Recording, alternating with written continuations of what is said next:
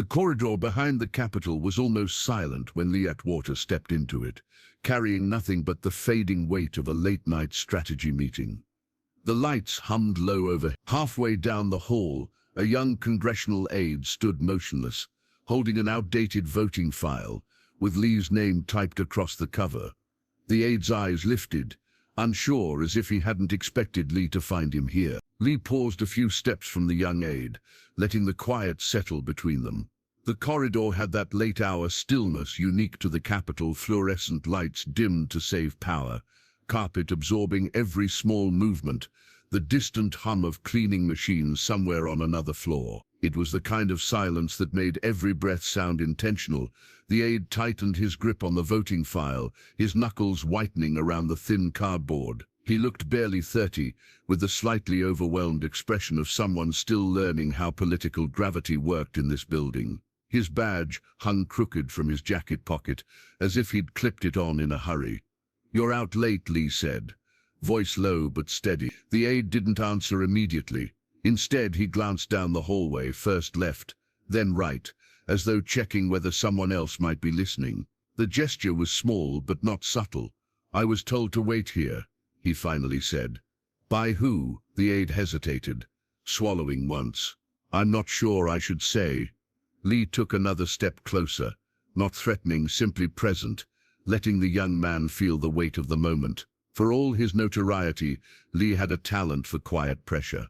It wasn't the loud kind. It was the type that made people aware they were standing in front of someone who understood the machinery of influence better than almost anyone in the city. The aide lowered the file slightly, revealing its age.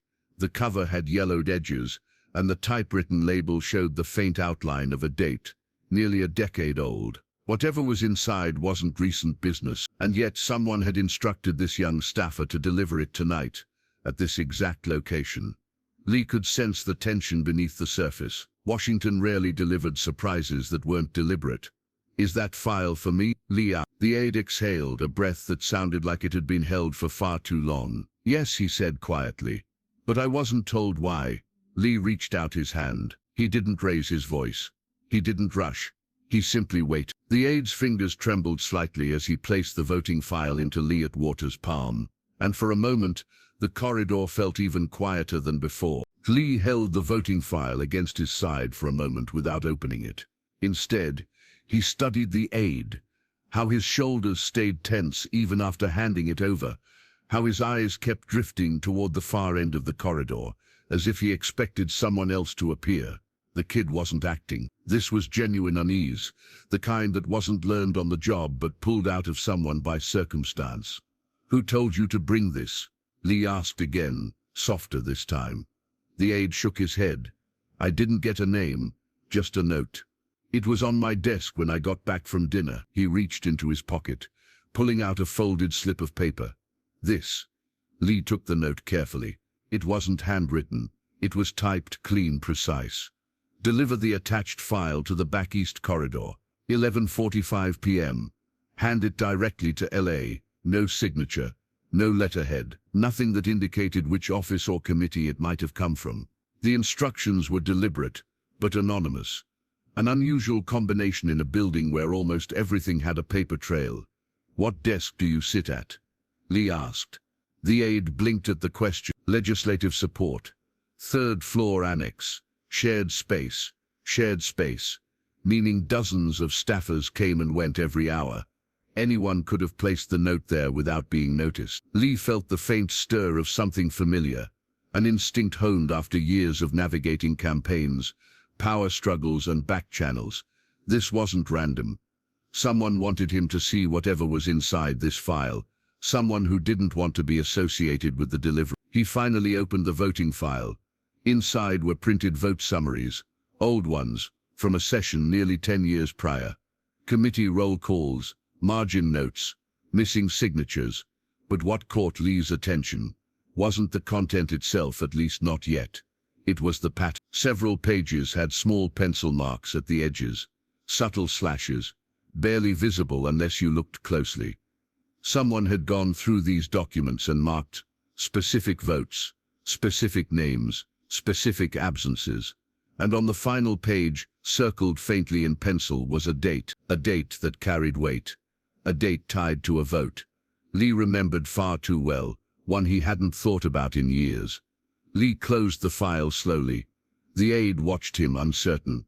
"I don't know what any of it means," he said. Lee nodded once.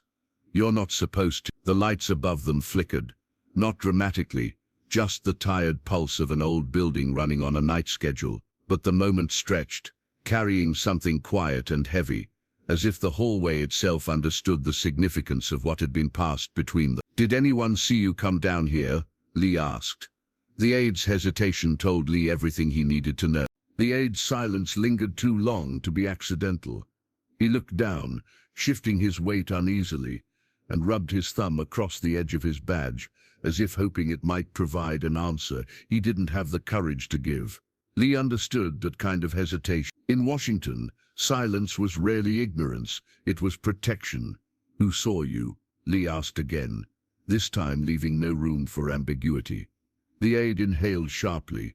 "Two people," he said, barely above a whisper. "But I don't know if they understood where I was going." Lee waited. One was a committee clerk. She didn't say anything, but she followed me with her eyes when I passed her desk. The other, I'm not sure. Someone I didn't recognize. Standing near the stairwell, he didn't have a badge.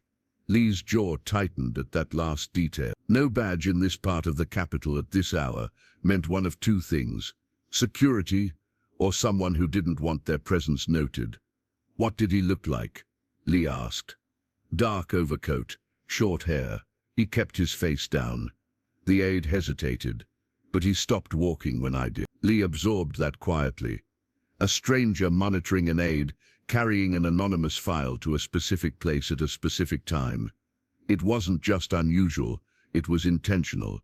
Someone wanted Lee to receive this file, and someone else wanted to know who delivered it. The weight of the pages in his hand suddenly felt heavier. "Did you speak to him?" Lee asked. "No, I just kept walking." Lee nodded. "Good." He took a moment to glance back down the length of the corridor. It remained empty, but the stillness now carried a different kind of tension, a quiet surveillance that couldn't be traced to a single source. The Capitol was full of eyes, but the ones that watched after midnight were rarely the official kind. The aide shifted again. "Sir, am I in trouble?" Lee looked at him, really looked. The kid wasn't part of this. He was just the most convenient hand to pass a message. Washington had a habit of pulling people into currents they never meant to step into. "No," Lee said, "but don't mention tonight to anyone." The aide nodded quickly, relief mixing with confusion. Lee tapped the file lightly with 2 fingers. "Whatever this is, it wasn't meant for you, and you don't want to be the one who knows too much without knowing enough." The aide swallowed. "Should I go back to my office?" "No," Lee said. "Take the long way out, use the east exit. Don't retrace your steps." The young man blinked, surprised by the precision of the instruction. But he didn't question it. He simply adjusted his jacket, glanced nervously toward the stairwell again, and began walking away with quiet, measured steps. Lee waited until the aide turned a corner and disappeared. Then he opened the file again, letting the corridor's dim light fall across the marked pages. He traced one of the pencil slashes with his thumb, following it to a single name, a name he hadn't had reason to think about in years, a name that should not have resurfaced tonight. Lee let his eyes rest on the name long enough for old memories to surface, not the sentimental kind, but the political ones that carried weight. The kind that didn't fade over time. The name belonged to a former committee member, someone who had vanished quietly from the public stage, after a string of disputes no one ever officially acknowledged. Nothing scandalous on paper, but enough whispered stories to make people step carefully around it. Why would someone circle his vote, and why tonight? Lee flipped through the pages again, searching for a pattern among the pencil marks. They weren't random, they followed a rhythm. Votes clustered around a specific legislative window, all tied to a bill that had died abruptly before reaching the floor. A bill that had sparked internal tension, then disappeared without leaving a trace of the conflict behind it. He hadn't thought about that bill in years. Most people hadn't. It was buried deep in the Capitol's collective memory, overshadowed by bigger events, louder arguments and televised confrontations that drew cameras like moths to light. But beneath the surface, its failure had consequences. Small shifts in influence, realignments that mattered to the people who understood the undercurrent of power. Someone wanted him to revisit it. Lee closed the file again, though his mind kept turning pages. Whoever orchestrated this knew exactly what they were doing, giving him just enough information to understand the direction, but not enough to see the destination. That was how leverage worked in Washington, not in dramatic reveals, but in quiet nudges. He slipped the file under his arm and began walking toward the end of the corridor.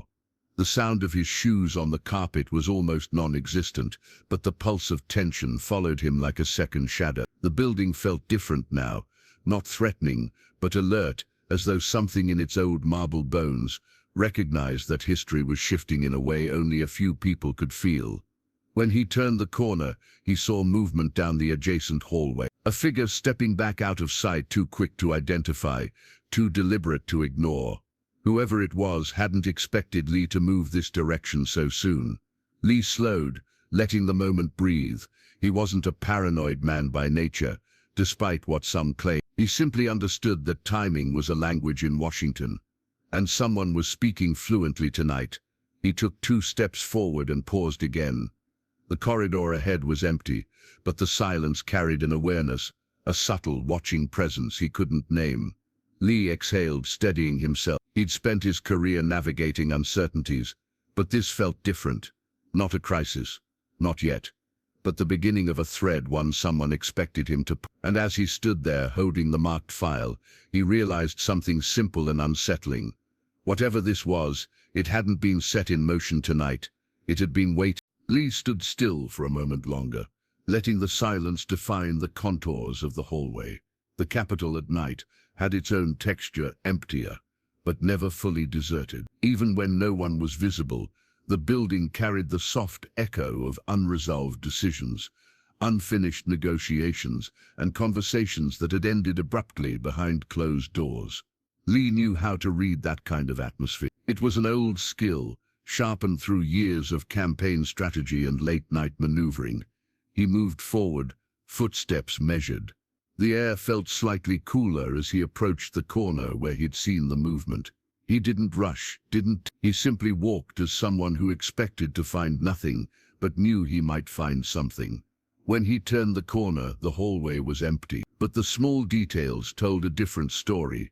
The faint swing of a heavy door settling back into its frame, the subtle smear of a shoe print on the polished floor, the disturbed pattern of dust on a windowsill. Someone had been here seconds ago, close enough to watch him, close enough to avoid being seen. Lee ran his fingers along the windowsill, examining the faint impression. Not security, not staff. Someone who didn't want identification. He looked toward the nearest stairwell. If the observer moved quickly, they could have reached it in time. But following blindly in a building like this, at night, was something only reckless or inexperienced people did. Lee was neither. Instead, he stepped back into the center of the corridor and opened the file once more, letting the context guide him. The circled name, the penciled slashes, the time-stamped votes. It was all pointing back to a moment in congressional history that had been intentionally diluted in memory. What mattered wasn't the bill itself, but who had supported it, and who had quietly worked against it. The circled name was one thing, but Lee now noticed something else. Several other names repeatedly marked with the same faint pencil. Side figures, committee members, who rarely made headlines, but held procedural sway. People whose influence was subtle, technical, easily overlooked, unless you knew where to look. Lee did. He traced the marks and reconstructed a chain of influence. It wasn't perfect, but it was enough to recognize a pattern. Someone had deliberately highlighted the internal resistance that killed the bill, resistance that never surfaced publicly.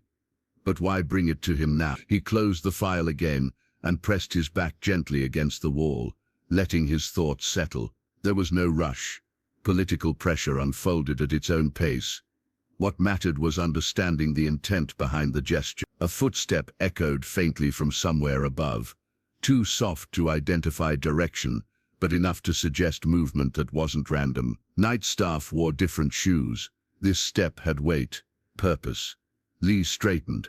Whatever was happening tonight wasn't just a reminder of the past. It was the reopening of something unresolved, something someone believed Lee Atwater still had a role in.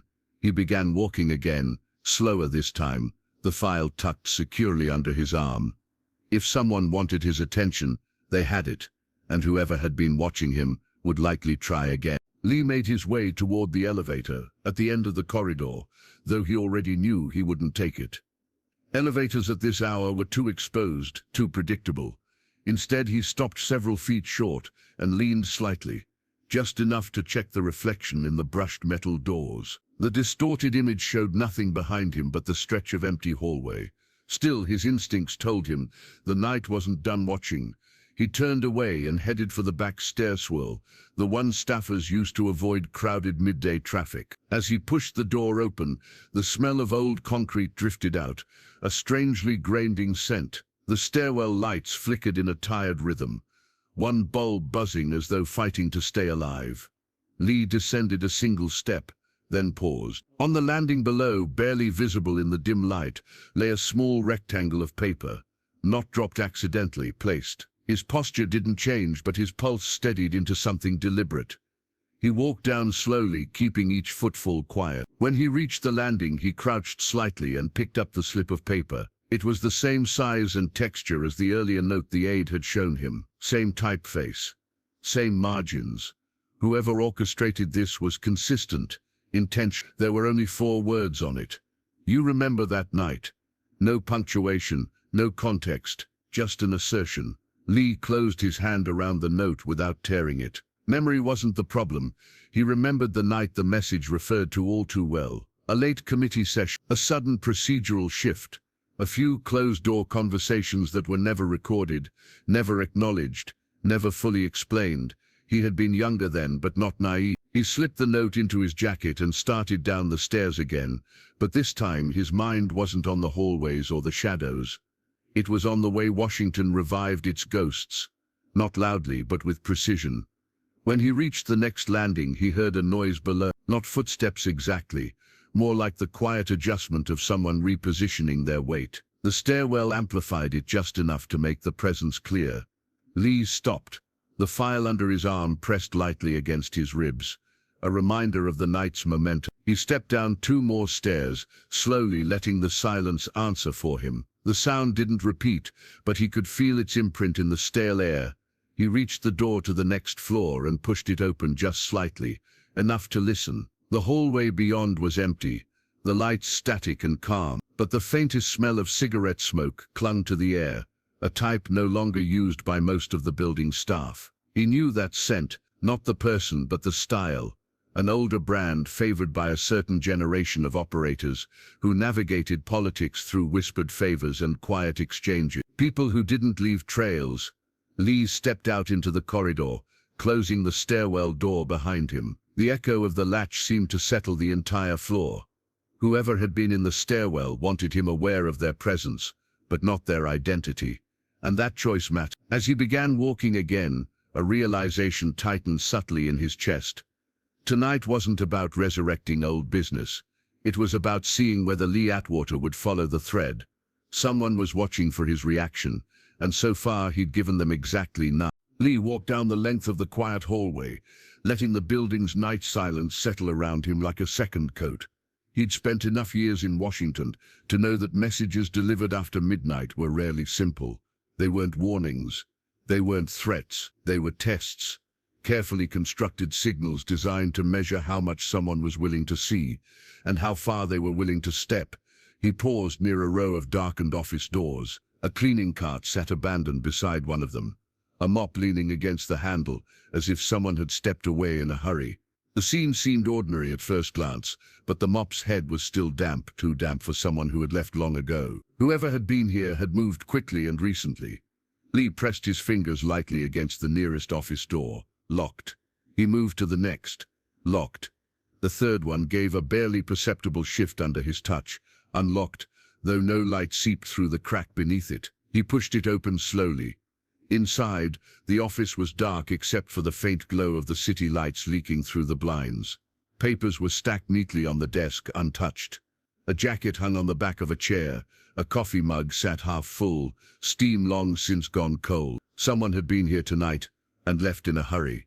Lee stepped inside, closing the door gently behind him. The room held a stillness different from the rest of the building, a kind of arrested energy left behind by whatever conversation or confrontation had happened before he arrived. He approached the desk, eyes scanning the papers. Most were routine briefings, nothing unusual, but beneath a stack of budget notes, he found a single sheet placed deliberately at an angle, as though hidden but not deeply. He lifted. It was a page from the same old voting summary he held in the file under his arm. The same formatting, same era. But this page had no pencil marks. Instead, someone had circled a small footnote typed near the bottom, referred back to subcommittee after closed-door review. Lee narrowed his eyes. There had been no official record of a closed-door review on that bill. At least not one anyone admitted. He set the page down, thinking. Someone wasn't just reminding him of the bill. They were reminding him of the process, the quiet maneuvering that had taken place behind it. The meetings that weren't logged, the people who attended but never spoke of it again. A memory surfaced, a late-night hallway, a brief conversation with a staff director who looked pale and exhausted. A moment that felt unimportant at the time but now returned with sharper edges. Lee turned as he heard something faint, a soft rustle outside the office door. Not a footstep, not a voice, just the subtle displacement of air, as if someone had moved past the doorway too close. He didn't call out. He didn't open the door. Instead, he waited, listening. The sound faded. Whoever it was had already moved on, or was waiting somewhere just out of sight. Lee crossed to the window and tilted the blinds slightly. The Capitol grounds glowed faintly under the street lamps. A black sedan idled near the side service entrance, engine running, no visible driver. He watched it for several long seconds. Then, as if timed to his gaze, the sedan's headlights blinked once. Not twice, not repeatedly, just once. A signal, subtle, quiet, unmistakably intentional. Lee let the blinds fall shut. Whoever had orchestrated tonight's breadcrumb trail wasn't hiding their hand anymore. They were inviting him to step deeper, and step by step he already had. Lee stayed by the window for a few seconds longer, watching the faint glow of the sedan's running lights. It wasn't fear he felt. It was recognition. Washington had a way of communicating through symbols when words became liabilities. A running engine meant someone was prepared to move. A single blink of headlights meant they were waiting for him specifically, not for anyone who happened to look out that window. He stepped back from the blinds and allowed the room's shadows to settle around him. The office felt temporarily suspended in time, as if the quiet papers and abandoned coffee cup were holding their breath along with him. The file under his arm, now heavier with implication than with paper, reminded him this wasn't a random summons. Tonight had layers, and each was unfolding with deliberate pacing. He slipped the loose page back into the file and moved toward the door. Before opening it, he pressed his ear lightly against the wood. Silent. The kind of silence that wasn't natural in government buildings, where even at night air ducts hummed and custodial carts rattled. He opened the door slowly.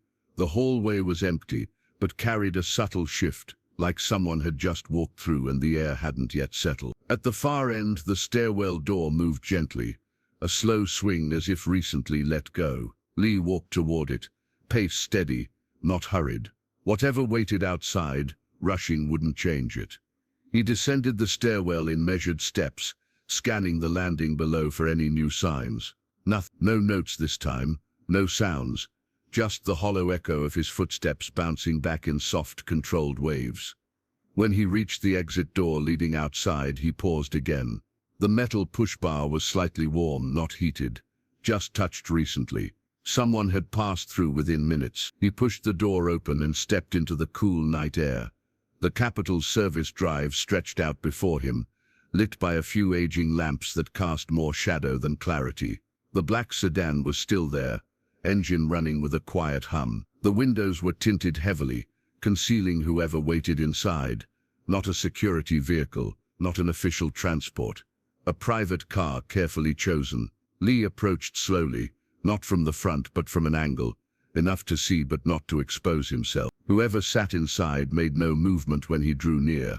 No door opening, no window lowering, just the steady growl of the engine. Finally, as he came within several feet, the rear driver's side window lowered a single inch, not enough to reveal a face, just enough to release a faint curl of cigarette smoke. Lee recognized the scent instantly.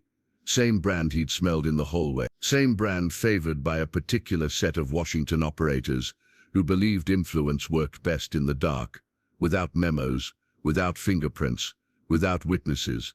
A low voice drifted out of the narrow opening, calm, even familiar in a way that unsettled him, not because he feared it, but because he hadn't heard it in years. "Lee," the voice said, "it's time we talked."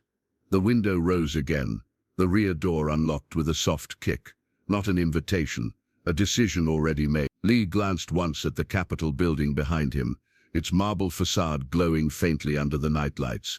Then he pulled the door handle and stepped inside. The interior of the sedan was dim, lit only by the soft glow of the dashboard.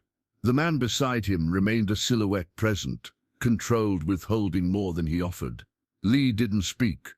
He understood the rules of encounters like this. The first one to fill the silence lost the advantage. The car pulled away from the curb with a smooth, practiced motion. No rush, no urgency, just purpose. Through the tinted glass, the Capitol drifted out of view, replaced by the quiet geometry of Washington at night. Empty avenues, shuttered offices, street lamps flickering against old stone. The man finally exhaled a slow stream of cigarette smoke. "You held onto that file longer than I expected," he said. "Some things don't stay buried, Lee, not forever." Lee didn't answer. His fingers rested on the marked pages in his lap, tracing the faint pencil slashes as the city passed in shadows. The bill, the names, the old vote, the pieces were familiar, but the intent behind tonight's message remained just out of reach, like a memory distorted by time. The sedan turned down an unmarked service road, headlights cutting through the darkness. The man leaned back, voice low, almost reflective. "What matters now isn't what happened back then," he said. "It's who remembers." Outside, the night deepened, the road narrowed, the city lights faded. Lee kept his gaze steady on the window, watching the outline of the Capitol disappear behind a line of trees, quiet, distant, and suddenly far more complicated than it had been an hour ago. Where the car was going he didn't know. Why tonight resurfaced, he couldn't yet see. But as the sedan slipped deeper into the dark, one truth settled quietly in his chest. Someone had reopened a story Washington preferred to forget, and Lee Atwater was once again at the center of it.